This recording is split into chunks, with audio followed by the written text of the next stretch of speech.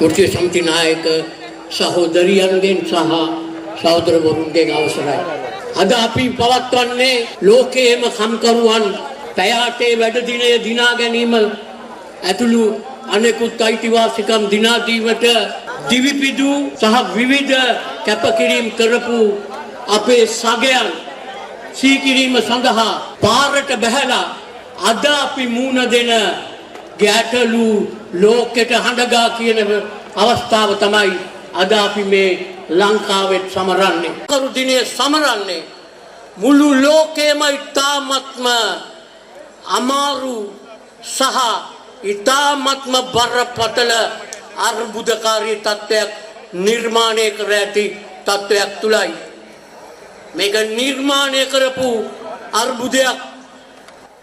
මේ නිර්මාණය කරපු අර්බුදයෙන් ලංකාවට ගැලවීමක් නැහැ. අපි දන්නවා හිටි හැටියේ අප්‍රේල් 2 වෙනිදා විමුක්ති දිනය කියලා ට්‍රම්ප් මහත්තයා බදු පැනෙව්වා ලෝකයේ තියෙන සියලුම රටවල් වලට.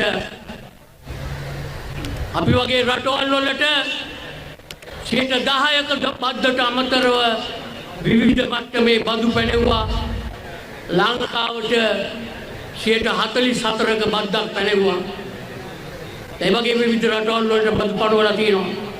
අපි දන්නවා චීනය වගේ රටකට 145ක බදු පනවලා තියෙනවා. දැන් මේ ට්‍රම්ප් මහත්තයා මොකද්ද කිව්වේ මේ බදු පැනවීම සාධාරණය කර ගැනීම සඳහා?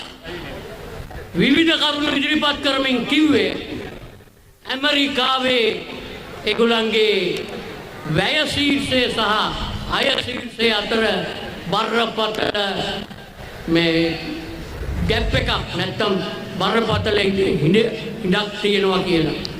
මේ හිඩස පියවන්න තමයි මේ බදු පැනෙව්වේ කියලා. ඒකදී ට්‍රම්ප් මහත්තයා කිව්වා ඩොලර් ට්‍රිලියන ගාණක් ඒගොල්ලෝ වියදම් කරලා තියෙනවා අනෙකුත් රටවල් වල යහපත සඳහා. නමුත් ඒගොල්ලන්ට ලැබිලා තියෙන්නේ ඒ ට්‍රිලියන ගාණෙන් 3/1 කියලා. අපිට දුන්නු අදාප තමයි ඇමරිකාව ලෝකයේ අනිත් රටවල් වලට බේරගන්න අනිත් රටවල් දුගී භවයෙන් මුදවගන්න ඩොලර් ට්‍රිලියන ගාණක් වියදම් කරලා තියෙනවා කියලා. නමුත් අපි ට්‍රම්ප් මහත්තයාට කියනවා ඔය ඩොලර් ට්‍රිලියන ගාණ වියදම් කරලා තියන්නේ අපි වගේ රටවල් වලට උදව් කරන්න නෙමෙයි. ඇමරිකාව යුද්ධ කීයක් දැන් පවත්වාගෙන යනවද? යුද්ධ කීයක් ඇති කරුවද? මේ වෙන විටත් යුද්ධ කීයක් පවත්වාගෙන යනවද? කොච්චර අපරණ මිනිස්සුන්ට බෝම්බ ගහලා මරා දානවද? ඒවටත් යන වියදම ඕකට ඇතුළත්. ට්‍රම්ප් මහත්තයා නොකියන දේ ඕකයි. අපි ට්‍රම්ප් මහත්තයාට කියනවා ඕවා අපේ රටවල් වලින් අය කරගන්න ඔයලාට කිසිම අයිතියක් නැහැ. කිසිම අයිතියක් නැහැ. මොකද ඔය බදු ගහන හැම අවස්ථාවකදීම අපි දන්නවා අපේ රටේ යුද්ධ ඇති කරලා ඒ යුද්ධ වලින් පීඩන ඇති කරලා තමයි වියදම් කරලා තියෙන්නේ. ඒක නිසා අපි ට්‍රම්ප් මහත්තයාට පැහැදිලිව කියනවා ඔයගේ අධිරාජ්‍යවාදී වැඩපිළිවෙල යටතේ අවුරුදු 50ක් පුරා ලෝකෙට අඳුන්ලා දුන්නු ලිබරල් ආර්ථික ක්‍රමය ඉවරයි කියලයි ඔබතුමා කියන්නේ. ඕක අපි කලින් කිව්වා මේ ලිබරල් ආර්ථිකයට අනාගතයක් නැහැ කියන එක. දැන් අපි කියපු එක ට්‍රම්ප් මහත්තයාම කියන්න පටන් අරන් තියෙනවා. ඒක නිසා අපි දන්නවා මේකේ බලපෑම අවසානයේදී කම්කරුවන්ට තමයි ඇති වෙන්නේ. කම්කරුවන් තමයි ලෝකෙම මේකේ බින්දිතයන් බවට පත් වෙන්නේ. ඒකට පිඹුරුපත් සකස් කරමින් ඉන්නවා ආම්පුතුන්. විශේෂයෙන්ම ලංකාවේ මේ වෙන විට ඇඟලුම් කර්මාන්තේ අපේ සංගමයේ නියෝජනය කරන ශාඛාවලින් අපිට වාර්තා කරලා තියෙනවා. දැන් මේ ට්‍රම්ප් මහත්තයා මාස 3කට මේක කල් දාපුවම ඇඟලුම් හාම්පුතුන්ට දැන් කලින් 12ක් ගෙවපු බත් 10%ට අඩු වෙලා දැන් 2%ක ලාභයක් මාස 3ක තියෙනවා. දැන් මේකට පොර බදනවා. මේ මාස 3 ඇතුළත ඇනවුම් යවන්න සේවකයන්ට වැඩියෙන් වැඩ කරන්න බලපෑම් කරනවා. දැම්මම පටන් ගන්න ඉවරයි. අපේ හාම්පුතුන් අපි දැක්ක කොග්ගල සේවකයෝ 2025 බෝනස් එක ඉල්ලුවම මේක පාවිච්චි කරලා දුන්නේ බෝනස් භාගයයි. අපේ ආණ්ඩුව මොකද කරන්නේ? ආණ්ඩුව හිතාගෙන ඉන්නවා ආණ්ඩුවට රිලව් සංගණනය කරපුවා වගේ මේකත් විසඳන්න පුළුවන් කියලා.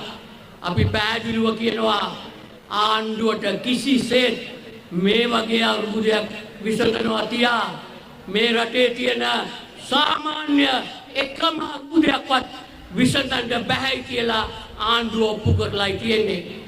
ඒක නිසා අපි ලෑස්ති නෑ මේකේ විසඳුම් හොයන්න ආණ්ඩුවට විතරක් බාර දෙන්න. අපි කියන්නේ මේකට විසඳුම් හොයන්න නම් අදාළ පාර්ශවයන් සියලු අය සමග සාකච්ඡා කරලා තමයි විසඳුම් හොයන්න තියෙන්නේ. ආණ්ඩුව මොකද්ද කරුවේ? කමිටුවක් පත් කරුවා. කවුද කමිටුවේ ඉන්නේ?